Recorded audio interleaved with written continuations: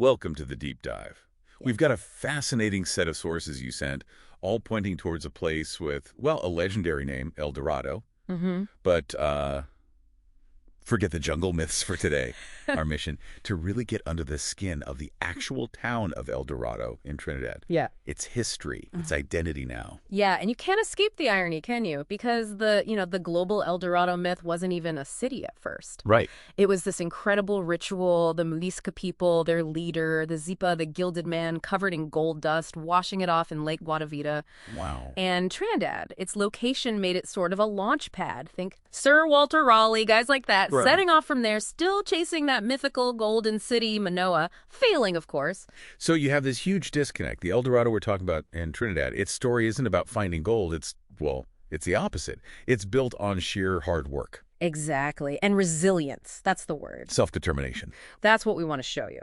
How this town, smack bang in the middle of Trinidad's really crowded east-west corridor, wasn't built on finding treasure, but on post-colonial grit, agricultural roots, community strength. Okay, let's dig into that real gold then, the indentureship story. So the town really gets going after 1917. Post-indentureship. By former Indian laborers, indentured laborers from the nearby Orange Grove sugar estate. They had this term, Chahagi Bais and Bahan. Ship brothers and sisters. People who'd made that harrowing journey together across the Kalapani, the Black Water. That name itself tells you something about the bond, right?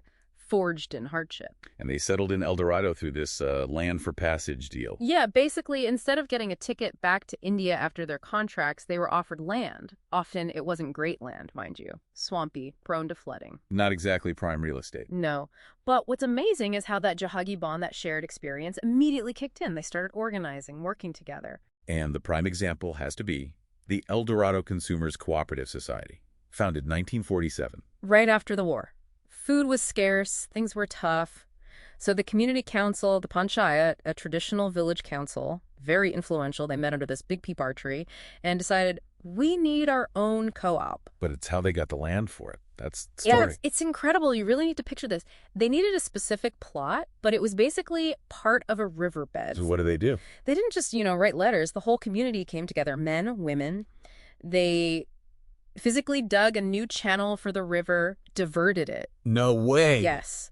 And used the earth they dug out to fill the old riverbed, raising it up, making it solid ground to build their co-op. That's not just building, that's reshaping their environment through pure collective will. That's foundational, literally. Okay, so from that beginning, let's fast forward. El Dorado today, geographically. It's right in the thick of it. The east-west corridor, that's the 24-kilometer stretch, super high density, running from Port of Spain out to Arima. An urban spine, really. Exactly. Yeah. And the Eastern Main Road cuts right through El Dorado. That's your formal economy. The big supermarkets like Massey stores, pharmacies, suppliers like Musai's Hardware, Usual high street stuff. Right. But then, literally steps away, you have this incredibly vibrant informal economy. You've got the Eddie Hart Savannah nearby. I know it. At night, especially Thursday to Sunday, it just explodes. It becomes this huge social space, but also a massive hub for street food entrepreneurs, doubles, corn soup, bake, and shark. The classics. Absolutely. Local stuff, international stuff, too. It's this dynamic mix, formal and informal, side by side. That's the pulse of the corridor, really. It really captures that Trinbagonian energy, doesn't it? That blend. Okay, so we've got history, community, economics. What about politics? Politics, crucial piece. El Dorado falls within the Tunapuna parliamentary constituency. And Tunapuna is famous, or maybe infamous, nationally as a key marginal seat. A swing seat. A bellwether. Precisely. And here's the kicker, the really vital bit for you to grasp. Since the general election back in 2000, whichever party wins the Tunapuna seat has always gone on to win the entire national election and form the government.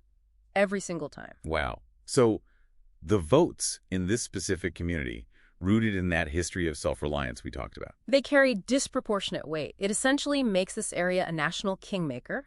The collective action that moved a river now plays out at the ballot box, you could say.